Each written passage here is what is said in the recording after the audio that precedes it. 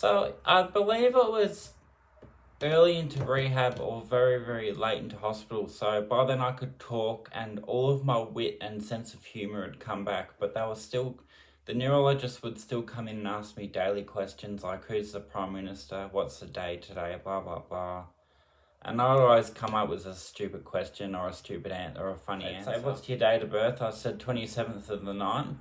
And they'd say, what year? And I said, every year. And one day they came in and with a big whiteboard and a whiteboard text and said, we'd like you to draw a clock. And I saw this coming a mile away. I'm not sure why, but I just saw it coming a mile away. Now, the reason they get you to draw a clock is post-stroke is because it gives you a very, very basic objective of how cognitively damaged the person is. So if they draw a clock and the numbers are outside of the circle, there might be extensive brain damage. They can get a very small picture of cognition from drawing a clock, but it's a very old test. So I said, okay, I'll draw a clock. What time would you like to be shown? And she said 12:45.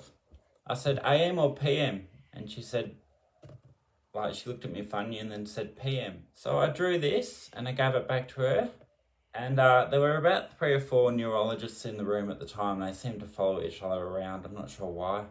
But they were all looking at me funny. And she goes, no, not that clock. I said, oh, you mean you would like me to draw an analog clock? And at this point, she realised that I was testing her. And she didn't really appreciate that. She didn't quite get the humour of me drawing a digital clock showing 12:45 p.m. I said, no, you should be more specific. You wanted an analog clock. And she left soon after. She goes, clearly he's cognitively fine. And she left. I never saw her again. Thanks for listening, guys. Just thought I'd share a bit of humour post-stroke and why they get you to draw a clock and how I drew mine.